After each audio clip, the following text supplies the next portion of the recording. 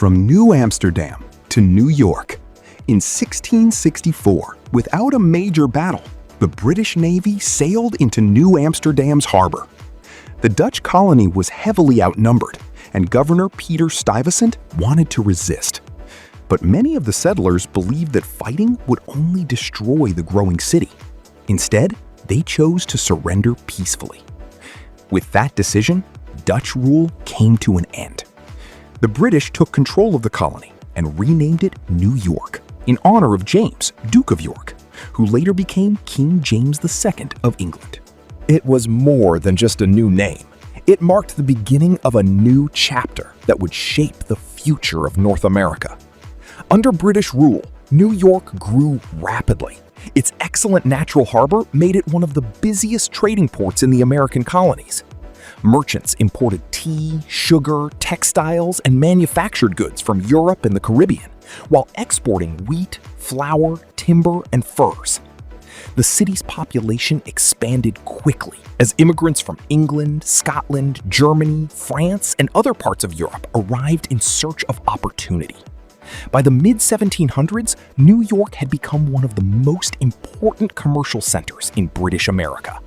But growing wealth also brought growing tensions. Many colonists became frustrated with British taxes and laws imposed without local representation. One slogan captured their anger: no taxation without representation. That frustration eventually exploded into the American Revolution. When the Revolutionary War began in 1775, New York became one of the war's most important strategic locations. In 1776, the Battle of Long Island, also known as the Battle of Brooklyn, became the largest battle of the entire Revolutionary War. Although the British won the battle and occupied New York City for most of the war, the fight for American independence continued. 7 years later, in 1783, the British finally evacuated New York after the signing of the Treaty of Paris, which officially recognized the independence of the United States. On November 25, 1783, a day still remembered as Evacuation Day, American forces returned to the city, and British rule came to an end forever. Just a few years later, New York achieved another historic milestone. In 1789, under the newly adopted U.S. Constitution, George Washington took the oath of office as the first president of the United States at Federal Hall in Lower Manhattan. For a brief but historic period, from 1789 to 1790, New York City served as the first capital of the United States under the Constitution. It was here that many of America's earliest national institutions began to take shape. The city had transformed from a small Dutch trading post into the political and commercial heart of a brand new nation. But New York's greatest transformation was still to come. The 19th century would bring massive immigration, explosive population growth, and an engineering project that would change not only New York, but the entire American economy. By the early 19th century, New York was growing faster than anyone had imagined. Factories were expanding. Businesses were booming. New roads, ports, and railways connected the city to the rest of the country. But New York's greatest source of growth wasn't its buildings. It was its people. Throughout the 1800s and early 1900s, millions of people left their homes in Europe, escaping poverty, famine, war, and political persecution. They dreamed of a better life. And for many of them, that dream began with New York. Ships carrying immigrants crossed the Atlantic Ocean for weeks. As they approached New York Harbor, one sight filled them with hope. The Statue of Liberty.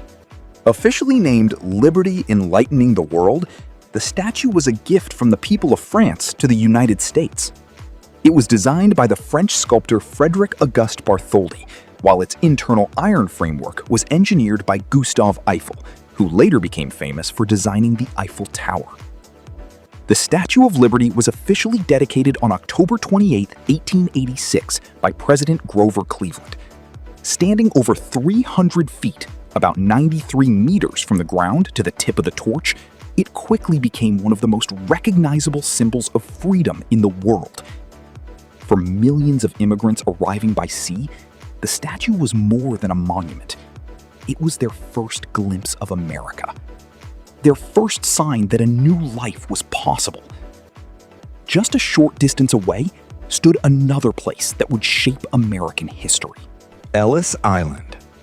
On January 1st, 1892, Ellis Island officially opened as the nation's busiest immigration station. Over the next 62 years, more than 12 million immigrants passed through its halls. Doctors examined them. Officials checked their identities and documents. Most were allowed to enter the United States within a few hours. Some waited for days. A small number were denied entry because of illness or legal issues. For millions of families, Ellis Island became known as the gateway to America. The city's neighborhoods soon reflected this wave of immigration. Little Italy became home to Italian families. Chinatown welcomed thousands of Chinese immigrants. Jewish communities flourished on the Lower East Side. Irish, German, Polish, and later immigrants from Latin America, the Caribbean, Africa, and Asia all added their own languages, traditions, foods, and cultures.